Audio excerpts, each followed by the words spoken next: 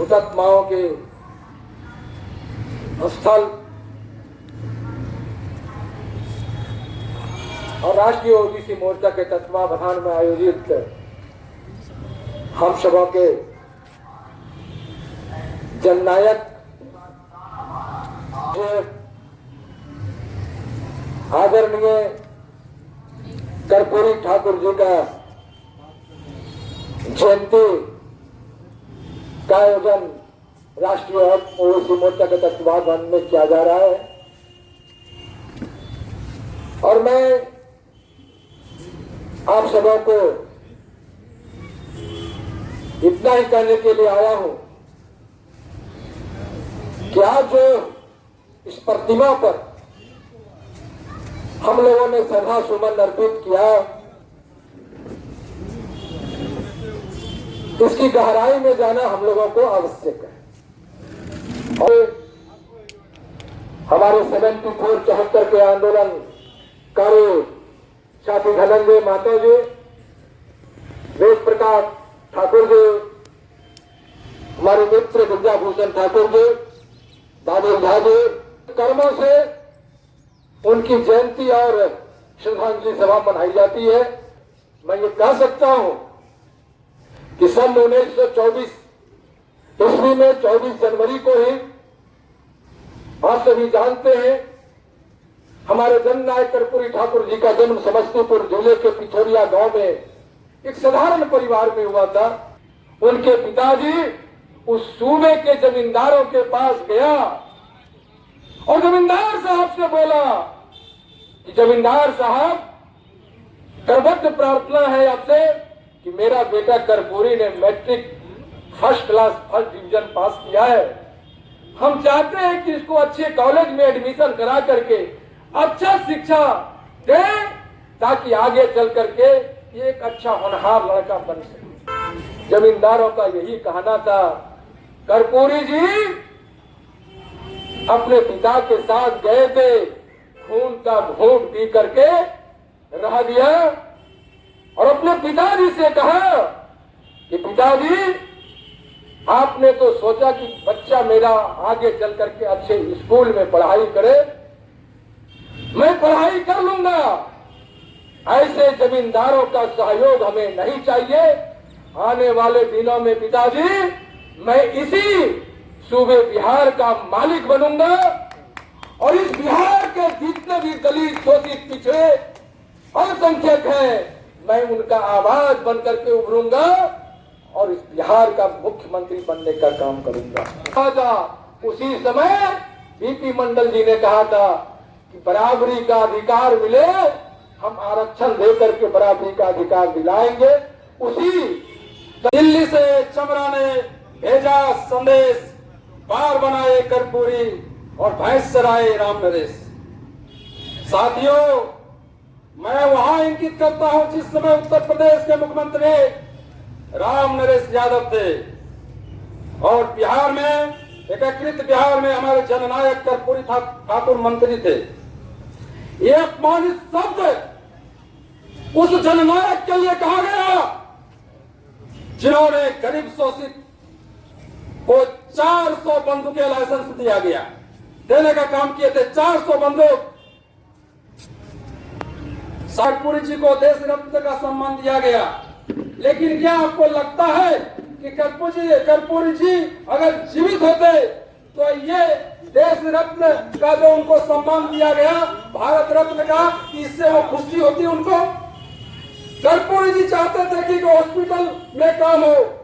गणमान्य लोग हैं, मैं उनको जननायक भारत रत्न से सम्मानित कर्पूरी ठाकुर जी की जयंती पर उनको प्रणाम करता हूँ। जितने भी गणमान्य लोग हैं, सबसे बड़ी बात है कि आज मैं जिस राष्ट्रीय ओबीसी मोर्चा के तत्वावधान में इस कार्यक्रम में उपस्थित हूँ, आप लोगों ने मुझे बोलने का मौका दिया है।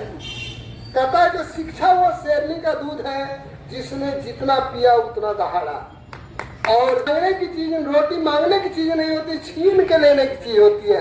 अगर आपके अंदर वो शक्ति है जमाना हमसे है, हम जमाने से नहीं है। अगर हम पढ़ेंगे, हमारे बाल बच्चे पढ़ेंगे, तो निश्चित रूप से हमारा ये ओबीसी समाज जिसको आज भी तिरस्कृत किया जाता है, हमको वो कर नहीं सकता है। और इतने सारे गणमान्य लोग हैं, उस झोपड़ी का लाल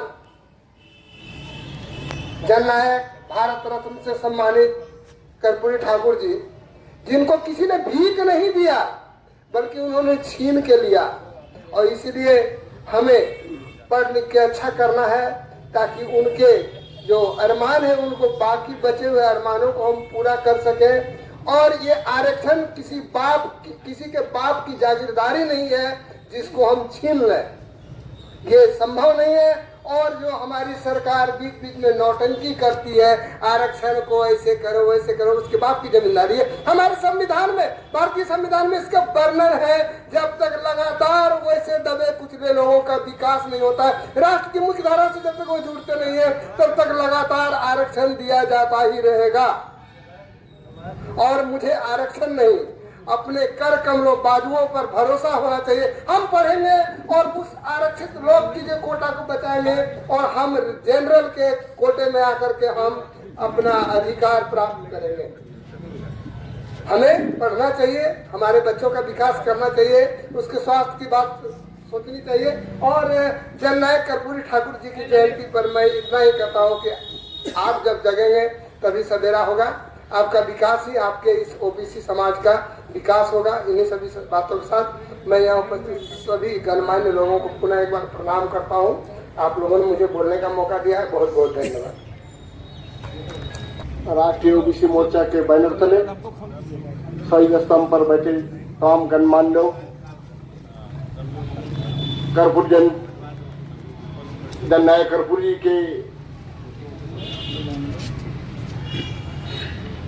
इस पर हार्दिक अभिनंदन करते हैं, स्वागत करते हैं, सलाम पेश करते हैं। साथियों, आज जो आवाज, ओबीसी का आवाज जो पूरे भारत देश में गूंज रहा है, ये कर्पूरी जी का देन है। आज हम इस मंच पर आपके सामने मुखातिब है, ये कर्पूरी जी का देन है, इसलिए उनको भूलना नहीं चाहिए। इतने का अपना वक्तव्य समाप्त करते हैं। हमारे स्वास्थ्य विभाग से जो सदर अस्पताल गोड्डा में हैं, डॉक्टर दिलीप ठाकुर जी, जो कर्पूरी जी के अनुयायी हैं, आप आवे और अपनी सारगर्भित बातों को रखें और हमें अभिभूत करें। कुमार ठाकुर जी, सभी आदरणीयों को मेरा सादर प्रणाम। जिस उद्देश्य से हम लोग यहाँ एकत्रित हुए हैं, वो अपना अपना बात रखें हम लोग, और कर्पूरी जी जो हमारे समाज के प्रति, ओबीसी समाज के प्रति उनका जो देन है, उसको हम लोग याद करें और अपने अपने क्षेत्र में हम लोग अपने कर्तव्यनिष्ठ होकर समाज में अपना योगदान देते हुए आगे बढ़े। यही मेरी शुभकामना है, यही मेरी सबसे विनम्र निवेदन है। धन्यवाद। पूर्व में वक्ताओं से उसमें अब कहीं कुछ कहने का नहीं रह गया है, तो उन्हें श्रद्धांजलि देते हुए अपने वाणी को विराम देता हूँ। हमारे राष्ट्रीय जनता दल के एक वरिष्ठ नेता गिरजाभूषण ठाकुर जी, हमारे बड़े भाई बाबुल झा जी, हमारे बड़े भाई, प्रणाम सबों को चरण स्पर्श। यहाँ पर उपस्थित हैं हमारे मीडिया के भाई, उन्हें भी मेरा प्रणाम।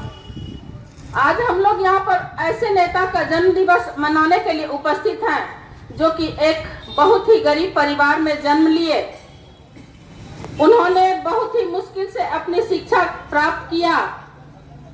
जब उन्होंने समाज का प्रताड़ना और यातना है सही, उस वक्त उन्होंने प्रण लिया था कि आज जो हमें पैर दबाने के लिए मजबूर कर रहे हैं, एक दिन ऐसा आएगा, हम एक दिन ऐसा दिन लाएंगे जब हमारा पैर कुर्सी के नीचे टिका रहेगा और हम कुर्सी पर बैठे रहेंगे।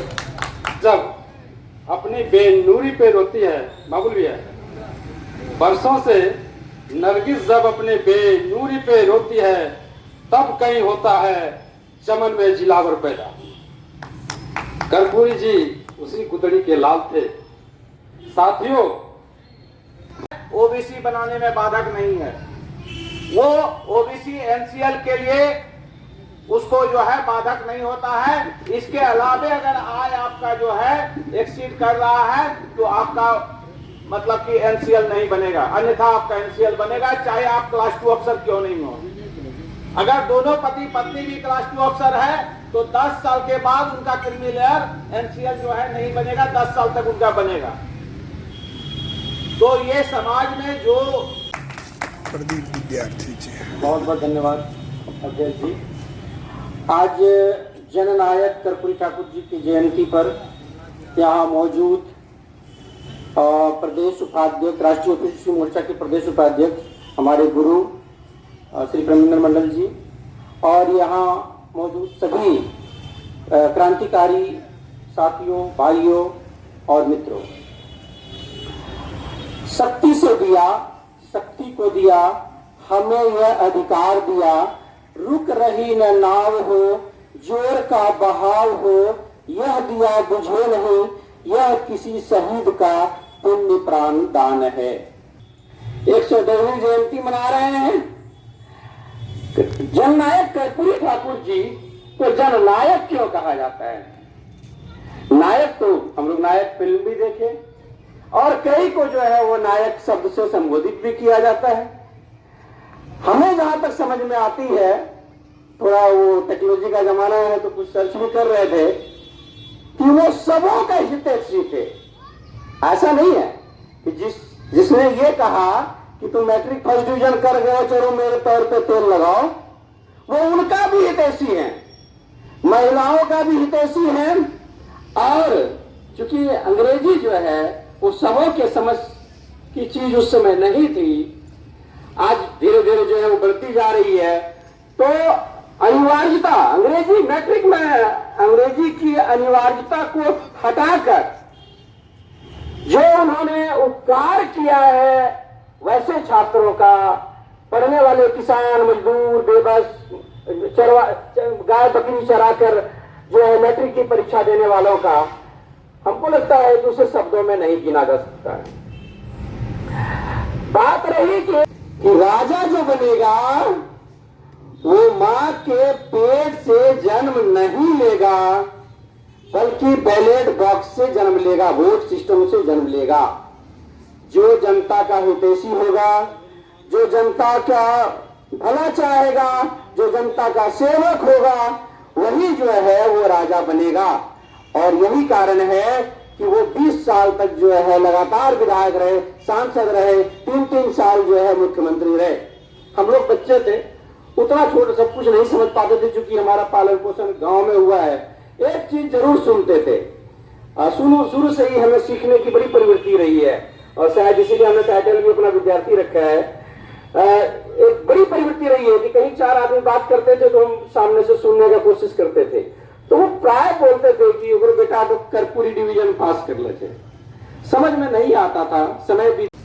आदरणीय मंच पर उपस्थित कर्पूरी जी के अनुयायी तमाम ओबीसी मोर्चा के लोग, सभी ने सभी तरह का अपना कर्पूरी जी के विषय में बखान किए, उनके प्रेम और उनकी चर्चा की। मैं इस ओबीसी मोर्चा के मंच पर सबसे मैं ये रिक्वेस्ट करना चाहूँगा कि प्रत्येक वर्ष इसी तरह हम लोग अशोक स्तंभ पर दरी और कमल बिछा के इनका जयंती मनाते रहें कि कहीं इनकी एक मूर्ति स्थापित करें। इनकी एक मूर्ति को कहीं स्थापित करने के लिए हम लोग एक संगठन बनाए और डेलीगेशन लेके, अभी सरकार के भी कुछ पदाधिकारी जिला स्तर के लोग यहाँ बैठे हुए हैं, जो अब हम उनका बात ये रखें और कहीं पर कर्पूरी जी का एक मूर्ति स्थापित करने के लिए हम लोग अपना एक संकल्प लें, ताकि इनकी पुण्य तिथि मनाने में हम लोगों को निकट भविष्य में कोई परेशानी नहीं हो। जय हिंद, जय झारखंड।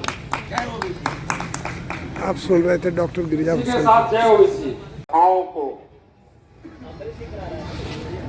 हम लोगों के बीच रखने का काम किया है। आप सभी जानते हैं और आपने पढ़ा भी होगा, और जो पुराने हमारे अग्रज के रूप में हैं, उन लोगों ने उनके उस शासन काल को, उनके आंदोलन के काल को अपनी आंखों से देखने का भी काम किया है। जननायक की उपाधि ऐसे ही लोगों को नहीं मिलती। निश्चित उन्होंने यहाँ के दबे, कुचले, पिछड़े, शोषित, वंचित तमाम लोगों के लिए कुछ काम करने का जो प्रयास किया, और जो उनका ये सोच था कि हम सामाजिक न्याय लाने का काम करेंगे और सभी वर्ग के लोगों को समानता की स्थिति में लाएंगे, इसी सोच के तहत अपना पूरा जीवन उन्होंने न्योछावर किया कि सामाजिक न्याय में सभी लोगों को लाएं। इसीलिए दबे, कुचले, पिछड़े, शोषित, वंचित तमाम समाज के लोगों ने मिलकर के उनको जननायक की उपाधि दी, और तभी से वो जननायक कहलाने लगे। जननायक कर्पूरी जी हो गए। हम उन महान नायकों के कद को छोटा करने का काम करते हैं। हम उन विचारधारा को पकड़ नहीं पा रहे। आज यदि महान शहीद सेदू कानू, चांद खैरत की कहीं प्रतिमा और उनकी गाथा हम सुनते हैं तो हम सीधे शब्दों में कह डालते हैं कि वो आदिवासियों का नेता था, वो संथालों का नेता। अगर सेदू कानू नहीं लड़े होते तो आज एसपीटी एक्ट नहीं बनता। सेदू कानू नहीं लड़े होते तो आज संथाल परगना नहीं बना होता। जो अधिकार संथाल परगना को विशेष अधिकार मिला है वो सेदू कानू का देन है। और इस प्रदेश के अंदर, झारखंड प्रदेश के अंदर में रहने वाले लोग, चाहे संथाल परगना में रहने वाले लोग, जो कानून बना है, जो फैसिलिटीज मिला है, क्या केवल वो तमाम लोगों के प्रति वो सोचते थे? उन्होंने अपने पूरे जीवन को कैसे लोग शिक्षित हो, कैसे लोगों को डिग्रियां हासिल हो, पूरा जीवन शिक्षा के प्रचार प्रसार में उन्हें लगाने का काम किया। वो देखते थे जो संभ्रांत लोग थे, जो आर्थिक दृष्टिकोण से मजबूत लोग थे, उनके बच्चे इंग्लिश मीडियम के स्कूलों में पढ़ा करते थे, और जो गरीब तबके के बच्चे थे वो सरकारी विद्यालयों में पढ़ते थे। अंग्रेजी नेसेसरी था, कंपल्सरी था, और अंग्रेजी में बच्चे फेल होते थे। सरकारी विद्यालयों में पढ़ने वाले बच्चे, गरीब घर के बच्चे, और वो उच्च डिग्री जो होता था वो लेने में कामयाब नहीं हो पाते थे और सफल रहते। इनको बड़ी बारीकी से इन्होंने देखने का और समझने का काम कर्पूरी जी ने किया, और कर्पूरी जी ने उसी समय कहा कि अब अंग्रेजी कंपल्सरी नहीं होगा, कब अंग्रेजी ऑप्शनल होगा। आपको इच्छा है तो आप रखें, अंग्रेजी नहीं भी रखेंगे तो आप परीक्षा पास हो। अगर ये नहीं लागू किया, हटे नहीं, उन्होंने कभी पीछे मुड़ करके नहीं देखा। वो बातें भी सुनते रहे और अपना कदम आगे बढ़ाते रहे। यही उनमें सबसे बड़ी बात। कर्पूरी जी ने कहा, जननायक कर्पूरी जी की जयंती पर कर्पूरी ठाकुर अमर रहे, कर्पूरी ठाकुर अमर रहे, जननायक कर्पूरी ठाकुर अमर रहे।